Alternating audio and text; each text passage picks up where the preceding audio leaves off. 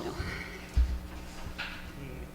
na verdade, eu, hoje vindo para cá, estava pensando que realmente esse ano, que a Silvia acabou de citar, 1999, foi a minha chegada na época da França, e eu vim apresentar a tese, minha tese, na época também defendida sobre memória corporal e transferência, e quem me convidou foi a Silvia. Então, coincidentemente, nós não combinamos essa mesa assim, mas ela que realmente fez o convite, e eu vim apresentar, e quem coordenava a mesa era a Edna Villette, na época, que eu também não conhecia, e que eu, na verdade, hoje vou dedicar essa apresentação. Cadê ela? Ela está aí? Ela está lá fora. Estava lá fora, ela está aí.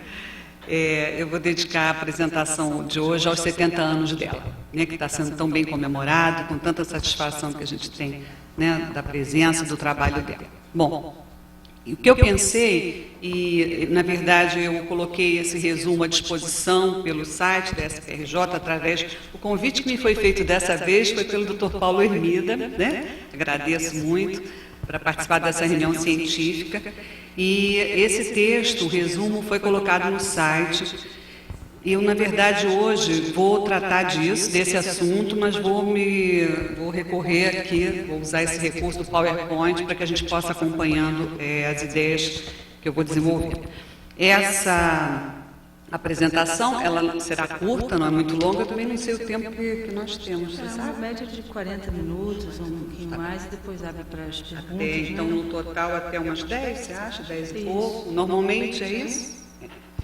Então, é uma apresentação pelo slides da Edna. Edna, acabei de dedicar a você a palestra, viu? Não podia deixar. Aos seus 70 anos, que já estão mais falados do que nunca, não é? Continuam as comemorações. Bom, então mais uma. Esse tema, na verdade, a construção silenciosa do ego corporal, isso é motivo da minha pesquisa atual, quer dizer, mais recente, porque a partir dessa data, lá mais atrás, de 1998, 99, o meu interesse estava voltado para a memória corporal, que é apresentada, ou que ressurge pela transferência. Esse foi o tema da tese. Só que de lá para cá, eu comecei justamente porque o que me interessava eram as experiências precoces, as experiências que ficavam registradas supostamente no corpo. Esse estudo foi me levando a essa necessidade de estudar o primeiro tempo, né, os tempos mais precoces do bebê, o que a Júlia Kristeva chamaria de tempo sensível. Então, a partir daí, são esses últimos anos que eu venho me dedicando, e hoje eu vou convidar vocês a fazer um percurso. São alguns autores. Durante a exposição, os autores não estão citados. Ao final, aparece uma lista, e eu depois vou fazer referência a cada um. Mas só que para não ficar assim muito maçante, eu não coloquei o nome a cada citação, a não ser o input. Então, essa temática, a construção silenciosa do ego corporal, é o que eu estou chamando um pouco de fundamento de uma psicanálise do sensível. E sou eu que vou comandar isso aqui.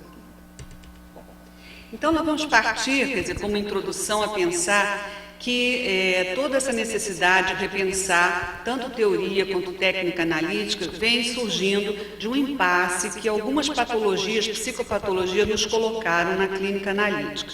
Essas psicopatologias, chamadas as novas doenças da alma, isso também pela Júlia Kristeva, elas estariam em torno de seriam quatro psicopatologias, seriam as personalidades aditivas, os somatizantes, os casos limite e certos quadros de depressão. Depois eu vou explicar um pouco melhor por que a gente inclui alguns quadros de depressão, mas as três primeiras psicopatologias colocaram de alguma forma para a psicanálise um impasse já de algum tempo, e até porque a técnica não suporia a mesma intervenção que seria da técnica clássica freudiana.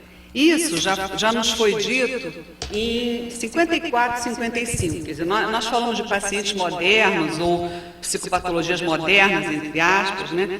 Mas já há 50 anos atrás, cerca de 50 anos, o Winnicott, pelo menos em 2 artigos, ele vai nos falar dessa terceira categoria, que ele chama assim, uma terceira categoria de pacientes, onde a análise deve lidar com os estágios iniciais do desenvolvimento. Ele fala terceira categoria porque ele falaria de duas anteriores que a psicanálise clássica daria conta, né? No caso, seria supostamente a neurose, a fobia. Ele classifica dessa forma, aí sim, destacando que nessa terceira categoria nós já encontraríamos problemas. Então, isso daqui, as outras citações também são do Winnicott, ele vai falar um grupo de pacientes cujo ego ainda não é uma entidade estabelecida. E, da mesma forma, ele afirma, o status de unidade ainda não foi adquirido. Então, a partir dessa constatação, é que eu vou iniciar aqui uma apresentação em relação a como se constituiria esse, então, chamado ego. Essa entidade que, nesses casos, ainda não estaria constituída. Esses artigos são... na verdade, eu não citei o de 56, mas são os aspectos clínicos e metapsicológicos da regressão em análise, formas clínicas da transferência, onde o Winnicott cita. Bom, então, essa ideia de que nós precisaríamos rever, não que isso seja novidade, mas nós vamos rever, com o auxílio de alguns autores, como seria essa gênese da vida psíquica. Afinal, como se dá a morada da psique no corpo? Ou então, como se daria a personalização, segundo Winnicott, que seria justamente essa localização, a residência da psique no corpo?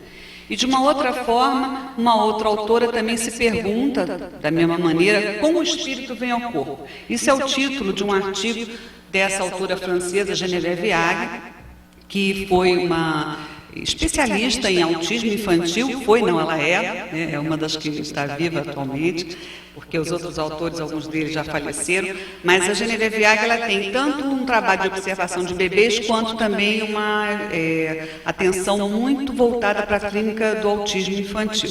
Esse artigo, com esse título, Como o Espírito Vem ao Corpo, foi um artigo muito elogiado, porque ela vai justamente tentar investigar, afinal, eu sempre brinco um pouco, se ela fosse baiana, ela ia dizer como é que o espírito baixa no corpo.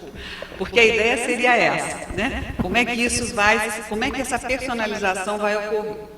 Então, ela vai dizer que uma substância psíquica vai se formar a partir das experiências com o próprio corpo.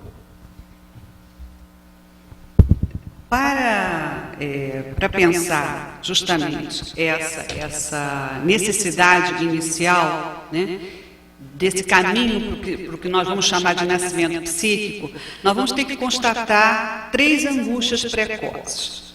E aí eu chamaria a atenção, é claro que o bebê, ele não é só angústia, né? Claro que a gente sabe que o bebê sente e vive, né, sensações prazerosas.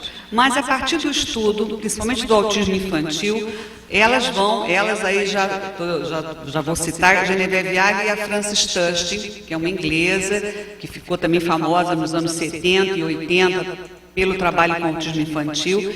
Então, nós temos, a partir delas, essa concepção de que há, pelo menos, 3 angústias fortemente apresentadas pelo bebê, que seriam as angústias de liquefação, derramamento ou dissolução, explosão e queda.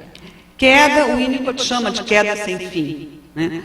Essas angústias, elas são vividas inicialmente e muito fortemente em termos corporais.